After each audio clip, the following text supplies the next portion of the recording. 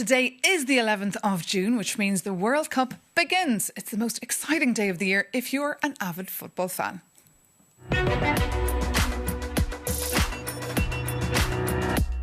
The 2026 World Cup, which is the largest World Cup to date, will kick off with historic ceremonies across the host countries, the US, Canada and Mexico.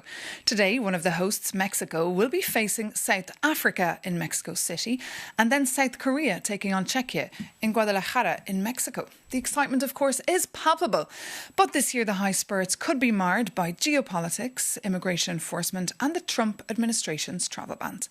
For the view from Brussels, we can bring in now the EU Commissioner for Sports, Glenn Michailov. Good morning. Good morning, Liv. Great to have you with us. I know you're a big football fan. I am a huge football fan. And I know you're actually not too bad at football as well. We have some pictures there we can play of you showing off your football skills there.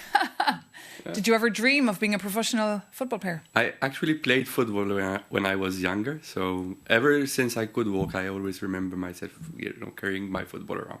So how are you feeling then today? Could you even sleep last night over the World Cup? I cannot wait for the kickoff later on today. So I've been, for the past few months, immersing myself. I have World Cup fever at the moment. So. You have World Cup fever. And does the Burley Monsoon, does the European Commission, what's the vibe like there? I know there are a couple of people in the corridors of the Berlamo who are also really keen on what's happening and following the developments of their favourite football teams. So. And will you even stay up late to watch some of the games? I will try to watch all of the games. So there are 16 European teams that are participating. I'm really looking forward to watching all their matches, but all other matches as well, because this is one of the biggest sporting events on the planet, along with the Olympic Games. Who are you up for? Who's going to take it home? My prediction would be two teams, either Spain or France, but I think Spain will win it at the end. Well, you've got football fever, and of course everyone's talking about the games, from TikTok influencers to schoolgoers who are swapping football stickers, because last time 1.5 billion of us tuned in for the final. And now for the view from the EU quarter here on who could take home the cup, Euronews' Adlan Lial went out with the Euronews mic. The biggest ever World Cup starts today. For the first time, 3 different countries will host the event. A record number of 104 games will be played, and the number of participants has been extended to 48. Here in Brussels, not only Europe's capital, but also one of the most international cities in the world, people will surely be watching closely. But who do they think is going to win and why? Let's find out. I want England to win the World Cup because after 60 years of hurt, now it's finally time for football to come home. But who's going to win the World Cup? Probably France. What can I say? I think Belgium is going to win because they deserve it. Abbiamo degli allenatori italiani. We have Italian coaches abroad. Ancelotti is coaching Brazil, Cannavaro is coaching Uzbekistan, and Montella is with Turkey. We can take comfort in their successes. I loro eventuali successi. I think Portugal will win the World Cup because of Cristiano Ronaldo's last tournament. Creio que é o Brasil. I believe Brazil because I'm Brazilian.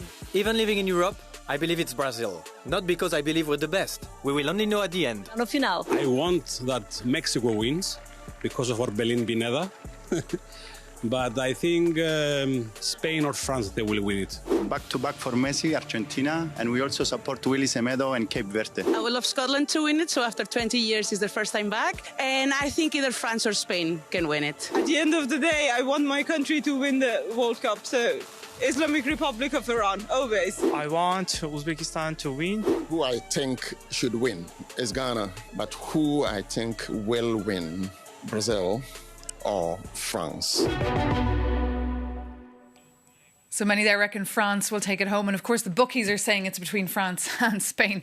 Some bold predictions there. Huh? We'll have to wait and see, because of course football is meant to unite, Commissioner. But this year thousands cannot go. They're left out due to travel bans, visa restrictions.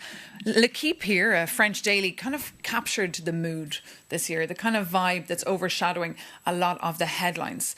How will these games bring the world together if so many people are left out? Well, for starters, I hope that this World Cup will be remembered for pure football excitement, for the joy and passion it brings on the pitch, but also for millions of fans around the world who, in times like these, come together in squares, in bars, in cafes to watch their favorite teams. Of course, it's about accessibility. These decisions on who has access are for the host country also to take decisions on. But I hope that this will be one of the World Cups that's remembered for football excitement and for the joy it brings. Because the reality is that that is not the case. We've seen one top African referee, a Somali national, he cannot enter the US, he cannot participate. And these are the headlines that are overshadowing and kind of dampening the mood this year. Well, of course, you always have around big sporting events, whatever they are, controversies. And these are, of course, issues that merit attention. But my hope is that for the time being, we focus on sport, on football, and on the joy it brings. And what about Iran? We saw some lady there. She was expressing her hope that Iran would win. But we've seen many Iranian Americans out on the streets as well, telling FIFA they should have cancelled Iran's participation due to the ongoing war, because the Iranians are using their players to trying to make themselves look good on the world stage. What's your view here? Well, it's good that finally there is a solution and that the Iranian national team can participate in the tournament. I think the Iranian team qualified and on merit they should participate. So I think it's good that finally they can be on the pitch and show the world what football is about, which is bringing people together and bringing countries together. Bringing people together, of course. And it's the topic that we dived into as well this week on The Ring. That is Euronews' debating show. We asked, did Donald Trump perhaps, kill the vibe a little bit this year? We've seen ticket sales and hotel bookings are below expectations, especially in the United States. We can take a listen now to two MEPs that were debating in the European Parliament this week. The Austrian MEP, Lucas Mandl, and Rasmus Andersens from the Greens. Dear colleague, you have advocated for boycotting the World Cup. I don't agree with that. I think the excitement about football is much bigger than politics can ever be. And the direct question would be, how would you explain to, let's say, a child excited about football, just interested into football and this exciting game, how would you explain to such a child to boycott the game? I did not advocate to boycott the tournament, especially not for supporters.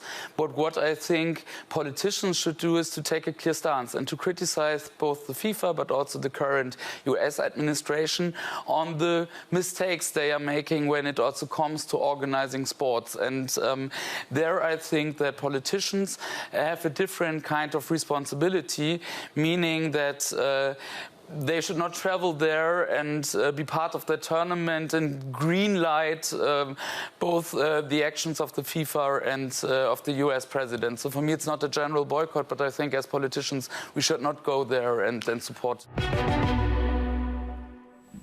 A glimpse of The Ring there that you can catch the rest of course, on Euronews. What's your view here? What would you say to a kid? Well, first of all, I don't think boycotts will solve anything in this respect. I think we should not deprive fans of the opportunities to follow their favorite teams. This is, I think, one of the moments where people can come together. This being said, I think, of course, football should be accessible to everyone. And I'm quite happy to see politicians around the world organizing and making spaces available for people to come and watch their favorite teams. And this is also an opportunity to highlight that here in Europe there are governing bodies in sports like UEFA, who has a fan-first policy, which makes these games, these sporting events, accessible to people. And that's the kind of sport that I want to see. Well, you mentioned UEFA just on the Champions League we saw a few weeks ago. Unfortunately, the games were dampened by the violence that broke out in Paris. What's your responsibility here as the EU Commissioner for Sport to try and improve the situation? Well, of course, sporting events have to be safe, but this also involves a lot of coordination between the hosts, in this case, the countries which would be hosting these games, and the bodies which are organizing them. So there needs to be a lot of coordination in this respect to make these sporting events as safe as possible. OK, Commissioner Glenn Michalev, thank you so much for coming into us this morning on this very exciting day as that World Cup gets underway.